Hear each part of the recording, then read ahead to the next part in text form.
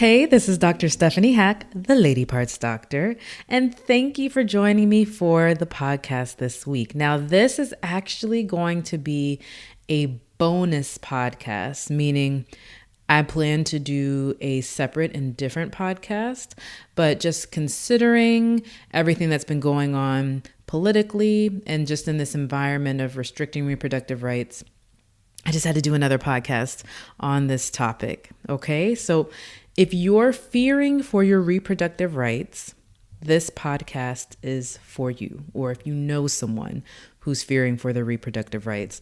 Last week, I did a podcast just kind of talking about life post Roe v. Wade, what that might be like, and just talked about some different scenarios and how that it could affect people. I mean, I talked about a lot. I didn't specifically talk about the cases of like rape and incest specifically, but it was just, heavy, hopefully conversational, hopefully not too much for you to listen to. Hopefully you could follow along. That's always my hope. But this week, I am promoting the 3 for Freedom campaign and continuing the topic of reproductive rights and protecting your ability to execute your reproductive life plan.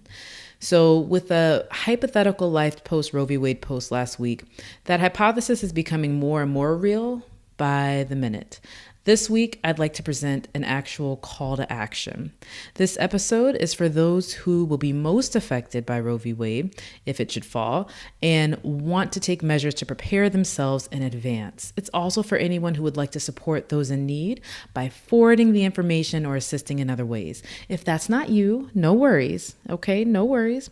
Another episode, like I said, will be out later this week, completely unrelated to this topic. But, this topic is important too, so we needed to have kind of a full and complete conversation about it. So what is 3 for Freedom? 3 for Freedom is a call to action for anyone who wants to control their reproductive future. If you want to keep or take control of your reproductive rights, you can start by doing these 3 things. First, secure your access to birth control. Second, secure your access to emergency contraception. And third, secure your access to medical abortion pills. For more information, keep listening. Also, the website, www.3forfreedom, that's 3 spelled out, so THREEFORFREEDOM.com, has information about all of the resources that we're going to discuss and just general information so you can begin to prepare yourself now. How do you secure your access to birth control? So I have another podcast episode, I think it's like 40 minutes, might be my longest one, dedicated to this topic about birth control and all of the options. And there are plenty of amazing websites that list all of the options for birth control in detail. My personal favorite is Planned Parenthood's. It includes pictures and videos, and it is very thorough. If you are concerned about your ability to access birth control consistently, it may be best to consider a long-acting reversible contraceptive. We call them LARCs affectionately. That would include something like an implant, which can last 3 to 5 years. It's FDA approved for 3, but can be used up to 5, or an IUD, which can last anywhere from a full 6 to 11 years. If those aren't for you, maybe you've considered one of them before, maybe you didn't have a good experience or something about that just kind of weirds you out, which is some people. Consider something like Annovera. So that's the 1-year vaginal ring, or a year's worth of prescription birth control may be an excellent option for you. That would be a year's worth of the pill, the patch, and the ring. I know often we give 3 months at a time, but you can get a year in many instances. So again, if you want more information about that and securing your access to this birth control, check out that website, www.3forfreedom.com, and you will find more information as well as links to be able to access a prescription if you're unable to get it from your healthcare provider. What is emergency contraception, also known as the morning after pill?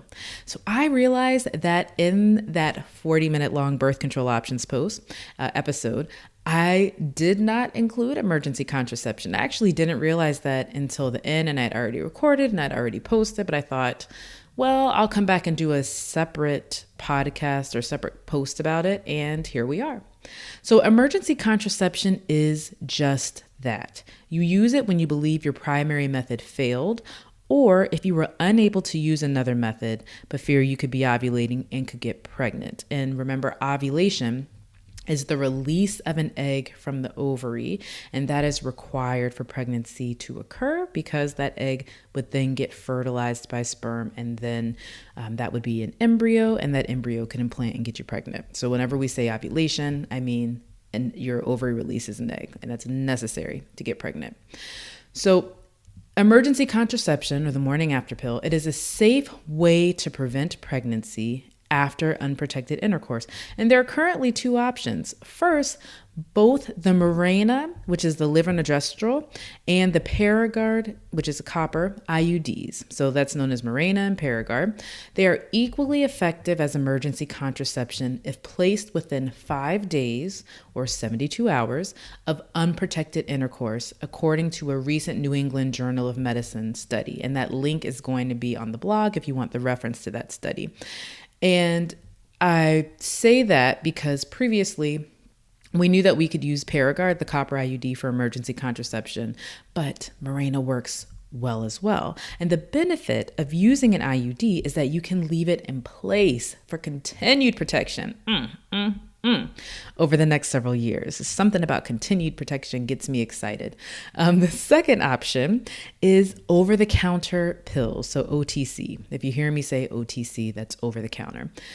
The two available options for the pill form of emergency contraception are Plan B, which is OTC, and Ella, which requires a prescription from your healthcare provider. Plan B consists of levonorgestrel as well, and it can lower your chance of getting pregnant by 75 to 89% if you take it within 3 days of unprotected sex.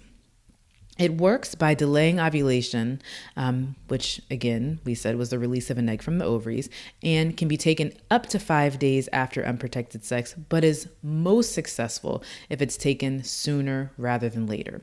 There are generic versions as well, all containing the same medication and working just as well. And so I'm going to circle back because I realized I just misspoke.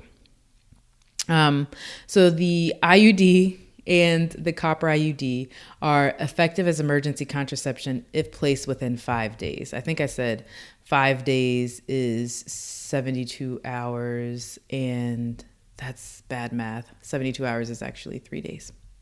Okay, so just circling back and correcting what I said before. 5 days. The IUDs work well if used within 5 days. So back to Plan B. Plan B, like we said, can be taken as well up to 5 days after unprotected sex, but it works better the sooner that you use it. There are lots of generic versions. They all contain the same medication. They all work just as well. They'll be called different things. They have various costs, so you can use what works well for you. Ella consists of iloprostrol acetate and it is the most effective morning after pill. It works by blocking the production of progesterone, which either stops ovulation or it prevents the egg from attaching to the wall of the uterus. Ella can work up to 5 days after unprotected intercourse. So see, we're seeing that number again, up to 5 days. But like Plan B, it should be taken sooner if possible. With that said, it is still more effective than Plan B, okay? Finally, it is the better option if you weigh over 155 pounds, present company included, but it may not work as well over 195 pounds. Both the IUDs work at any weight because they're working directly in your uterus. A couple of points that I want to reiterate before we move on. Emergency contraception pills can be obtained online. That's one. 2, there are no medical contraindications to emergency contraception. And 3, emergency contraception will not end a pregnancy if you are already pregnant, okay? So they are not medical abortion pills. or medical abortion options. So how can you secure your access to emergency contraception? Pills, the morning after pill. If you're unable to obtain something on your own or through your healthcare provider, mail order birth control companies can dispense emergency contraception as well. There are a ton of them online, but check out the 3forfreedom.com website for more links to just figure out how you can access them and see what websites are recommended. Now, what are medical abortion pills? Medical abortion pills contain two types of medication, mifepristone and misoprostol. Together, they increase effectiveness and can reduce the duration of side effects. Medical abortion is FDA approved up to 10 weeks of gestational age, okay? And it is extremely safe with up to a 98% success rate at abortion completion and a less than 0.5% rate of life-threatening complications like infections or need for hospitalization or transfusion. So it's more safe than pregnancy. How can you secure your access to medical abortion pills?